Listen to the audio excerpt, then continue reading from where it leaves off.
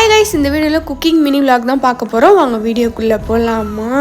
எப்போ பார்த்தாலும் இப்பி மேகி வாங்கி சாப்பிட்டு போர் அடிக்குது அப்படின்னு சொல்லிட்டு இந்த ஒயிட் கலர் கவரில் இருக்கும். அது நம்ம பாயில் பண்ணி செய்கிற மாதிரி இருக்கும்.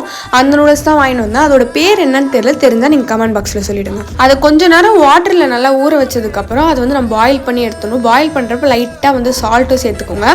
இந்த நூடுல்ஸ் பண்ணுறதுக்கு நாங்கள் என்னென்ன வெஜிடபிள் ஆட் பண்ணியிருந்தோம்னு பார்த்தீங்கன்னா ஆனியன், கேரட், பீன்ஸ், கேபேஜ் இது 4 தான் ஆட் பண்ணியிருந்தோம். ஆல்ரெடி நம்ம பாயில் பண்ணி வச்சிருக்க நூடுல்ஸை ஃபில்டர் பண்ணி ஓரமாக வச்சிடலாம். ஒரு வானலில் கொஞ்சமாக ஆயில் ஆட் பண்ணிட்டு அது ஹீட் ஆனதுக்கப்புறம் ஆனியனை பொடியாக நறுக்கி போட்டுட்டு அதுக்கப்புறம் தேவையான அளவு சால்ட்டும் ஆட் பண்ணி நல்லா சால்ட் பண்ணிகிட்டே இருக்கணும். அதுக்கப்புறம் நம்ம கட் பண்ணி வச்சிருந்த வெஜ்ஜீஸை 1 by 1 இறக்கி விட்டுட்டு நம்ம பாயில் பண்ணி இந்த நூடுல்ஸை அதில் ஆட் பண்ணிவிட்டு நல்லா கைவிடாமல் கிண்டிகிட்டே இருக்கணும். அப்படியே மசாலாஸை நம்ம சைட் பையாக ஆட் பண்ணிக்கலாம்.